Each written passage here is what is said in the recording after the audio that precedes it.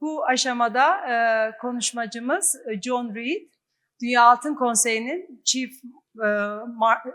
Market Strategisti ve sizlere altın piyasasına ilişkin genel bir bilgi verecek. Ayrıca da Türkiye'yi özellikle fokusuna alacak. John, please.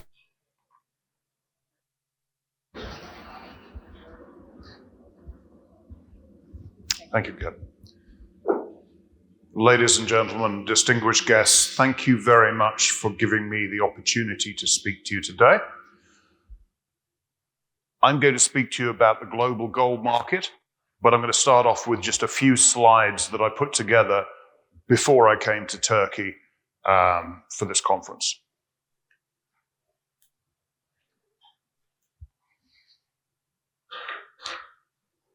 We will eventually find out where I've got to. There we go, yeah.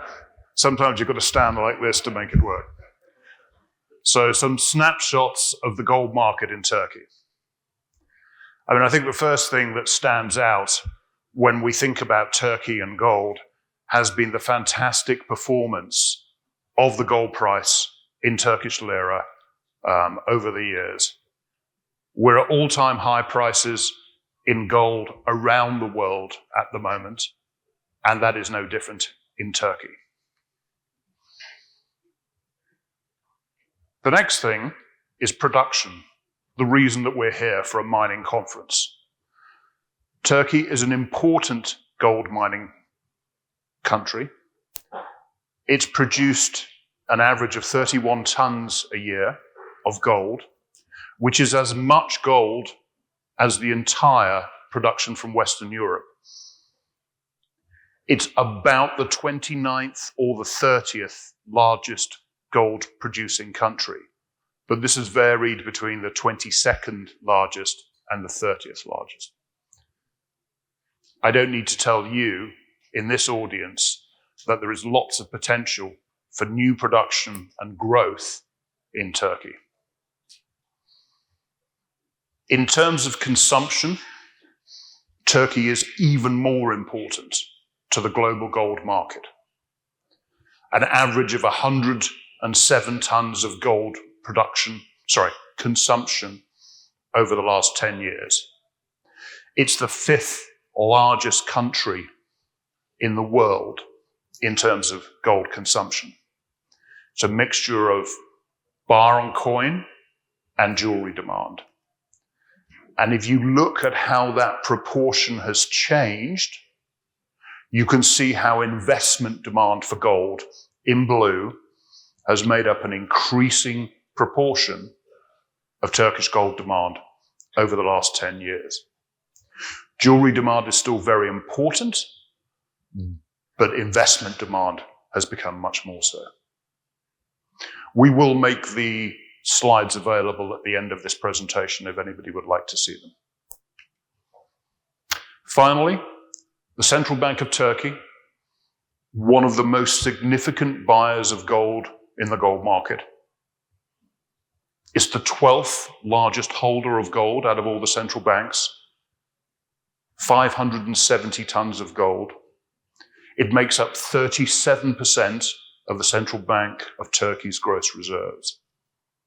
And it's been the largest buyer out of all the central banks in the gold market so far this year. So that's a few facts and snapshots about the Turkish gold market. Now I'm going to turn to look at the global gold market and what's been happening there.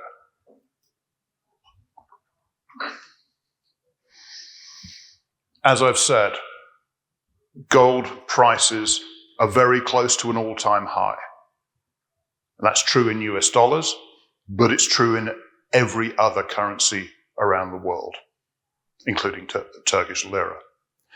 We've hit a series of record prices in 2024, particularly in April. Gold had been steady in January and February before it started to rise rapidly in March and through into April.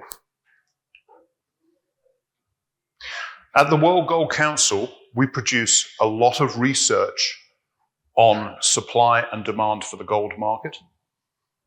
This slide and the ones that follow come from our publication Gold Demand Trends, which we produce each quarter. It looks at all aspects of the gold market, and this summary slide shows you the state of gold demand in the first quarter of 2024. It was the strongest first quarter for gold since 2016, driven by central bank gold buying, bar and coin demand, and strength in other areas of the market as well.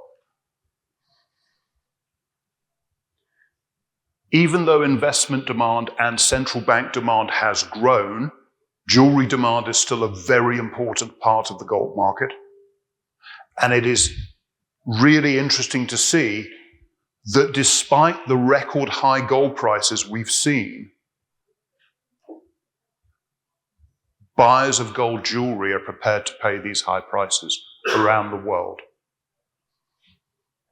If you look at the market, China and India make up more than 50% of jewelry demand, but other emerging market countries in particular are very important sources of jewelry demand.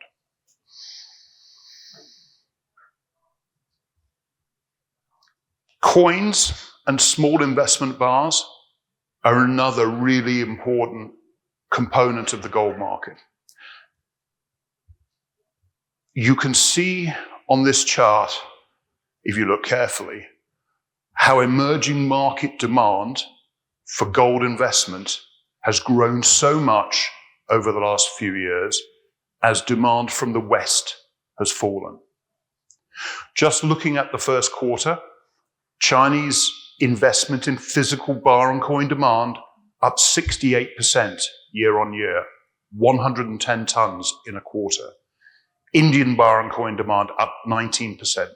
Turkish bar and coin demand up 50% compared to last quarter, down a little bit on last year, but at 44 tons, still a very large number. Emerging market buyers are dominating the gold market.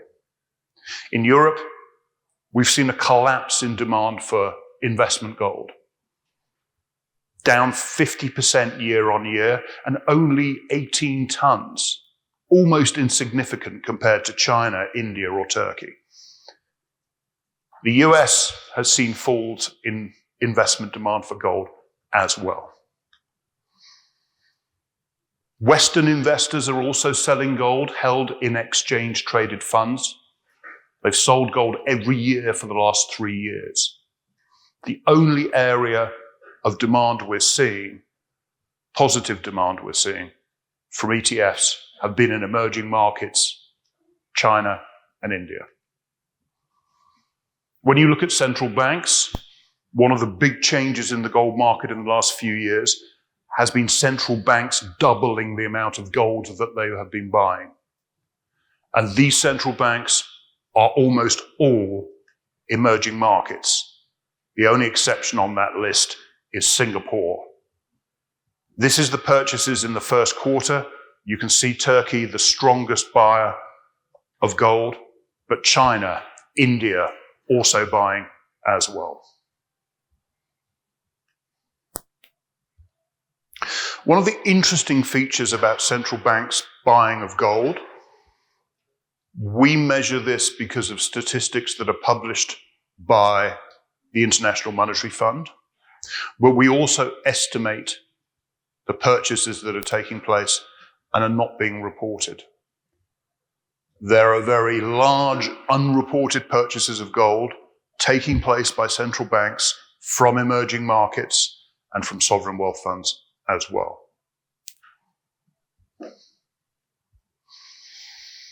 Finally, on the demand side, we've seen strong growth over the past year in electronics demand for gold. Artificial intelligence is driving consumers to buy more powerful smartphones, laptops, data centers, we have a decent chance of strong demand growth coming through from the electronics sector in gold over the next few years. But it is a small component of demand. Finally, and appropriately for a mine production conference, gold mine production posted a record first quarter volume, up 4% year on year. And 2024 looks like it will be a record year for gold production around the world. The previous all-time high gold production was in 2018. We should see that exceeded this year, and probably with some more growth to come next year. The other side of gold supply comes from the recycling of old jewelry.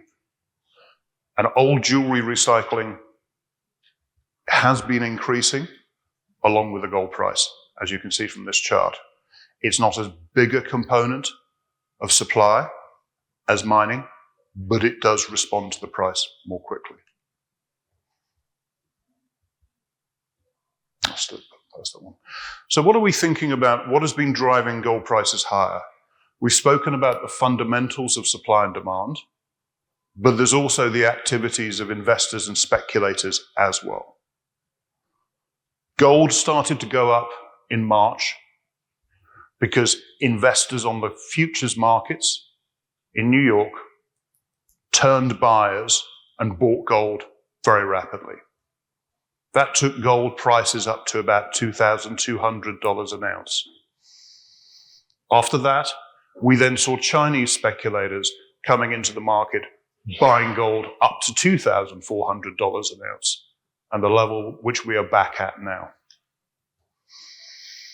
So how can we summarize all of this? If you think about where the gold price has been in the last year or two, it's held up amazingly well. Normally, gold does poorly when the US dollar is strong. Normally, gold does poorly when US interest rates are high, but yet we have seen very strong prices.